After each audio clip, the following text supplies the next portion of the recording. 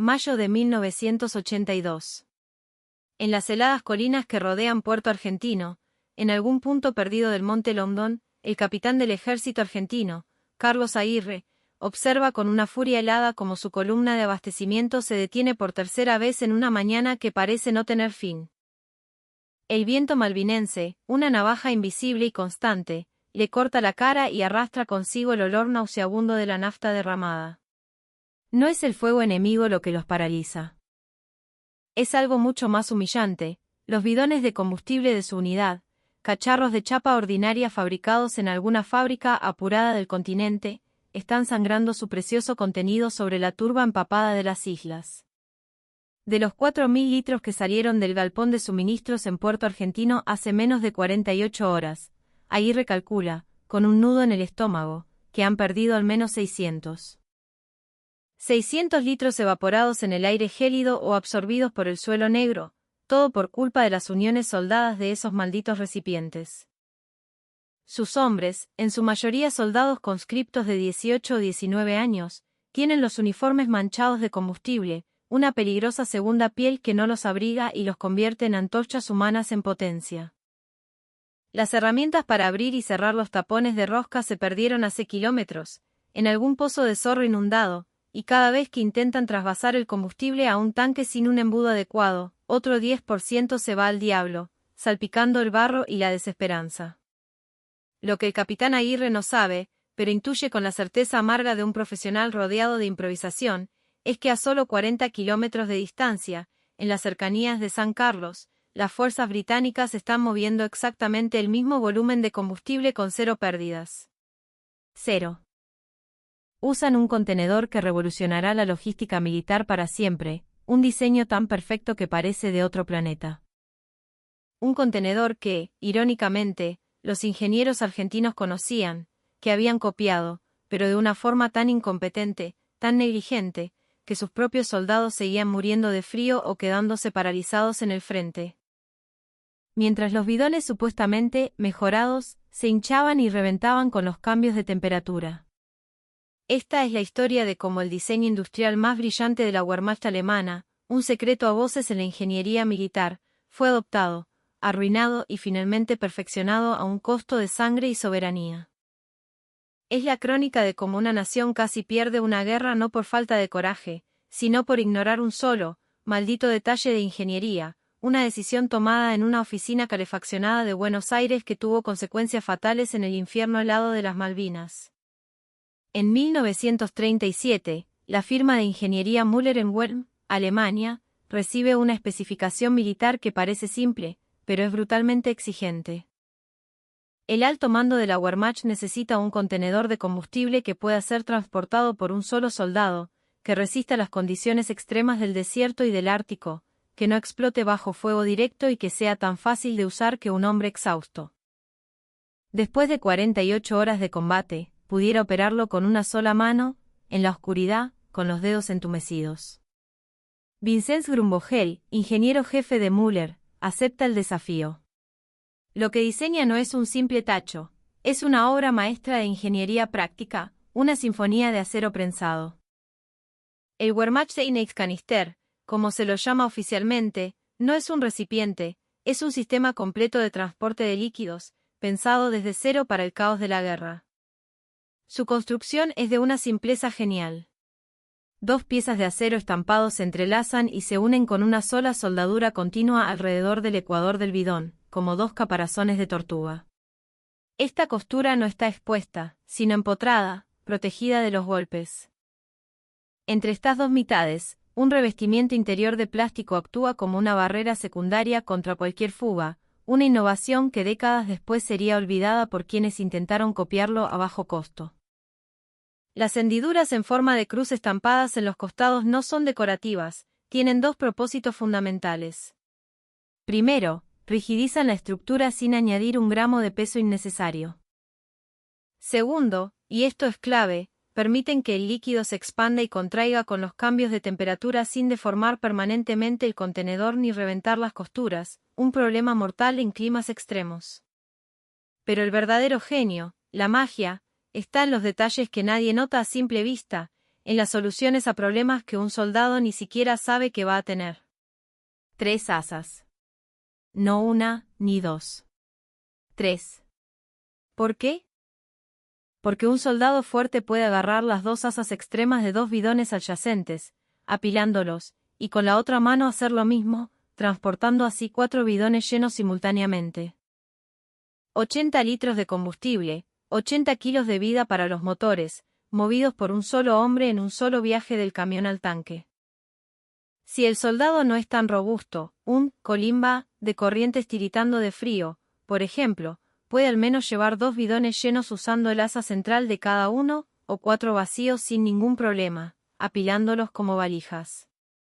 La tapa con cierre de palanca de leva es otra maravilla. No requiere herramientas que se pierden en el barro. Está integrada al diseño y es imposible de extraviar.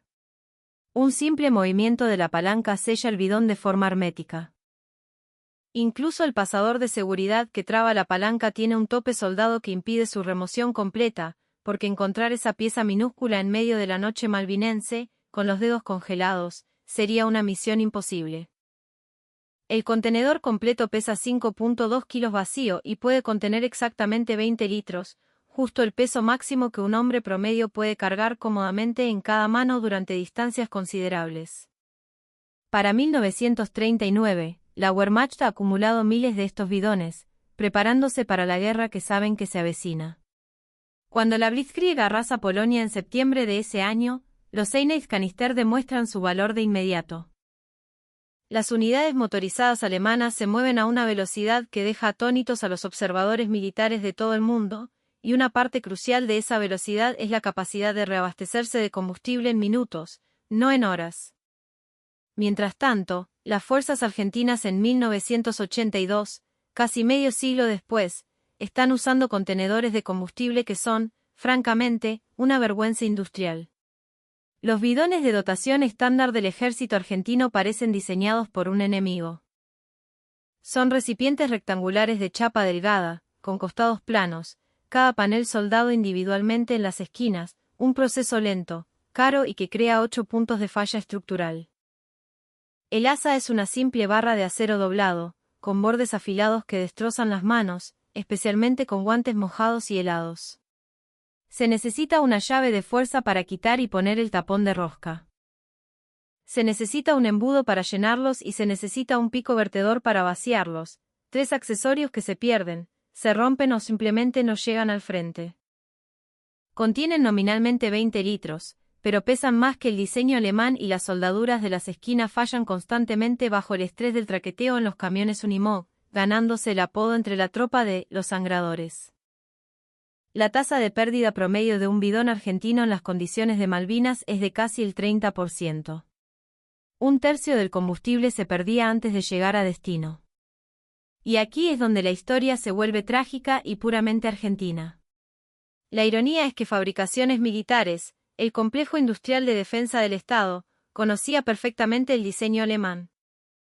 En la década de 1960, un ingeniero de ascendencia alemana, un tal Ferraro, que había trabajado en Europa, trajo las especificaciones completas y supervisó la producción de un lote de prueba. Eran copias exactas, perfectas. El capitán Aguirre recordaba haberlos visto, de un color verde oliva más oscuro, durante sus años de cadete en el colegio militar. Eran robustos, eficientes, indestructibles. Pero la burocracia y la miopía económica pudieron más. Producirlos en masa con esa calidad era caro. Se necesitaba una prensa de estampado de alta presión, acero de mejor calidad y un control de calidad riguroso para la soldadura y el revestimiento interior. Alguien, en algún escritorio de Buenos Aires, decidió que se podía hacer una versión nacional y económica. Simplificaron el diseño. Reemplazaron la única costura empotrada y protegida por costuras enrolladas y expuestas en los bordes, mucho más baratas de producir, pero infinitamente más frágiles. Para los bidones de combustible, eliminaron el crucial revestimiento interior de polímero. Total, es para nafta, no para agua potable, habrá dicho algún genio. Se requería de nuevo la llave y el embudo. El nuevo diseño, Oficialmente el bidón de combustible táctico modelo 78 era ligeramente más liviano que el modelo alemán, unos 4.5 kilos contra 5,2. Pero esos 700 gramos ahorrados en acero de mala calidad venían con un precio devastador. Las costuras enrolladas fallaban bajo el estrés térmico del día y la noche malvinense. Sin el revestimiento plástico, cualquier pequeña imperfección en la soldadura, cualquier poro invisible, se convertía en una fuga. La simplificación de las hendiduras de refuerzo, una simple X, en lugar del diseño complejo original, redujo la rigidez estructural, lo que significaba que los bidones se abollaban más fácilmente bajo carga, lo que a su vez forzaba las soldaduras y causaba más fugas. En pruebas de campo realizadas de apuro en 1981 en la Patagonia, los bidones, modelo 78, tuvieron una tasa de falla del 40% después de solo 3 meses de uso. El informe se archivó. Pero lo verdaderamente vergonzoso es que las tropas en el terreno ya sabían la respuesta. Los suboficiales más viejos, veteranos con memoria, hablaban con nostalgia de los viejos bidones alemanes de los años 60. Un informe de un oficial de logística del Regimiento de Infantería 7 en Monte London, fechado en mayo de 1982, era lapidario: los bidones de dotación actual son de una calidad inaceptable. Se solicita con carácter de urgente el envío de cualquier otro modelo disponible, incluso los más antiguos. Las pérdidas de combustible están afectando gravemente nuestra capacidad operativa. No pasó nada. La superioridad, enfrascada en la gran estrategia, no tenía tiempo para detalles tan mundanos como un bidón de chapa. Mientras tanto, Estados Unidos, que había cometido exactamente el mismo error 40 años antes, seguía produciendo y usando su propia versión defectuosa durante los primeros años de la Segunda Guerra Mundial. La historia se repetía como una farsa trágica. La escala del problema en Malvinas se vuelve clara a medida que la guerra avanza. En el teatro de operaciones del Atlántico Sur, más del 50% de todas las necesidades de suministro, medidas por peso, son combustible y productos derivados del petróleo. Para fines de mayo de 1982, se necesitarán decenas de miles de bidones solo en las islas. Los oficiales de logística en Puerto Argentino solicitan miles por semana para reemplazar las pérdidas. Las pérdidas de bidones en las unidades de primera línea son severas, con miles reportados como extraviados o inutilizables cada semana. En un punto crítico, a principios de junio, la falta de bidones funcionales limita el suministro de combustible que puede llevarse las unidades de combate en las colinas, incluso cuando el combustible está disponible en los depósitos de Puerto Argentino. Un solo camión Mercedes-Benz 1114 del ejército argentino puede transportar unos 3.300 litros de combustible cargados en 165 bidones. Pero si un tercio de ese combustible se filtra o se derrama en el trayecto de 10 kilómetros de barro y pozos, el problema logístico se vuelve catastrófico. Es la diferencia entre un generador funcionando o una radio en silencio, entre una posición defendible y una tumba helada. El mayor Ricardo Leiva, un ingeniero químico del continente asignado temporalmente al control de calidad de los pertrechos en Comodoro Rivadavia, documenta los defectos y las consecuencias de los bidones modelo 78 a finales de abril de 1982. Su informe es devastador y, por supuesto, ignorado. Los contenedores de combustible de fabricación nacional actual exhiben defectos críticos de diseño. Los tapones de rosca requieren herramientas que se pierden frecuentemente. La falta del revestimiento interno permite la contaminación del combustible con óxido y partículas metálicas, dañando los motores. Estimamos pérdidas de combustible de entre el 30 y el 35% desde el punto de llenado hasta el punto de uso, debido a filtraciones, derrames y evaporación. Los contenedores de diseño alemán, de los cuales nuestra industria posee los planos, demuestran una superioridad técnica en todos los parámetros medibles. Se recomienda detener la producción del modelo 78 y reiniciar de inmediato la fabricación del modelo original. Nada cambia. Mientras tanto, los soldados británicos que capturan los bidones argentinos se burlan abiertamente de ellos. Un informe de inteligencia británico, basado en el interrogatorio de un prisionero argentino de la Compañía de Comando 602, registra un comentario revelador: capturamos muchos de sus bidones. No los usamos. Se rompen, pierden. El combustible se contamina. Los usamos para almacenar agua sucia o como señuelos. La pregunta que nos hacemos es, ¿por qué los argentinos, con toda su industria, fabrican contenedores tan malos cuando es obvio que conocen los nuestros, que son básicamente copias del diseño alemán original? La pregunta es válida y vergonzosa. Finalmente, a principios de junio de 1982, bajo la presión masiva de los comandantes en las islas y después de informes devastadores sobre las pérdidas logísticas que estaban paralizando la defensa, la Junta Militar ordena la producción de bidones que copien fielmente el diseño alemán original. Las fábricas metalúrgicas en Córdoba y Buenos Aires reciben la orden de prioridad absoluta. Pero es demasiado tarde. Los primeros lotes de los bidones, correctos, saldrían de la línea de producción el 15 de junio de 1982. Un día después de la rendición.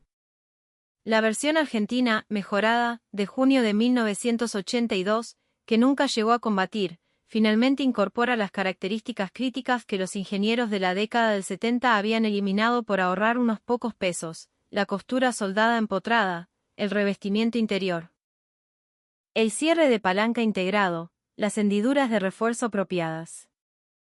Es, esencialmente, una copia exacta del diseño alemán de 1937 con las siglas EA estampadas en el acero. Después de la guerra, los análisis militares revelan exactamente cuánto costaron esos meses de diseño defectuoso. Las pérdidas estimadas de combustible debido a filtraciones y derrames de los bidones defectuosos entre abril y junio de 1982 superan los 500.000 litros. 500.000 de litros de nafta y diésel simplemente desperdiciados porque unos ingenieros y burócratas pensaron que sabían más que el diseño original.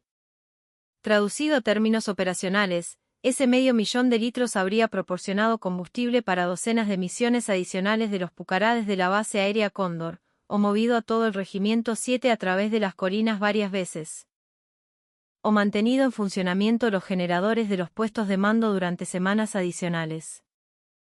El costo de la arrogancia de ingeniería, de la negligencia burocrática, es medible y es devastador.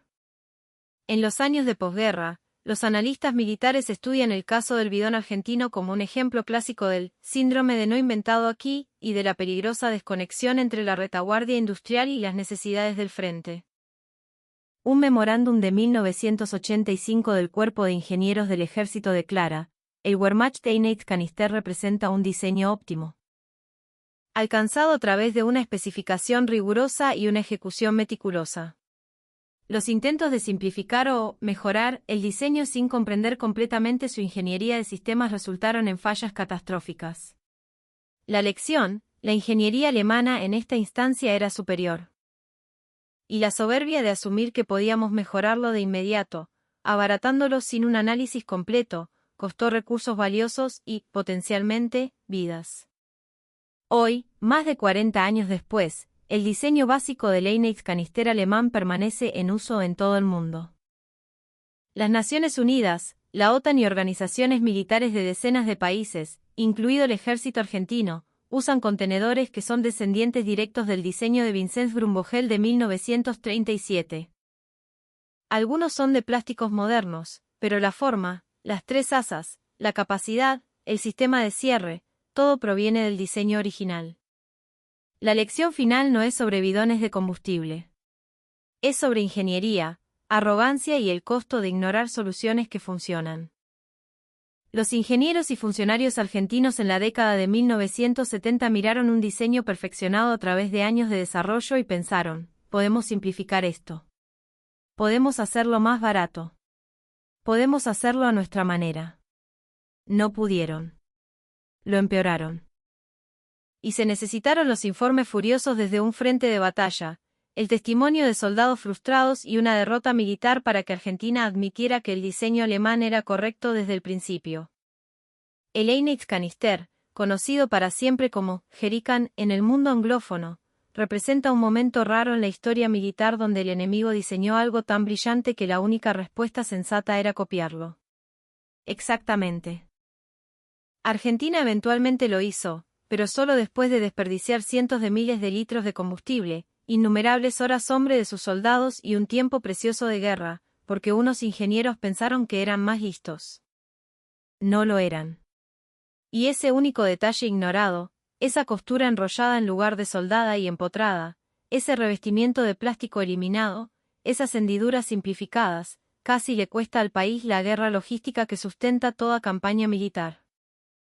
Hoy, si compras un bidón de combustible de buena calidad, probablemente sea un descendiente directo del diseño de 1937 de un ingeniero alemán en una pequeña firma en Welm, no de los que pensaron que podían mejorarlo sin entenderlo.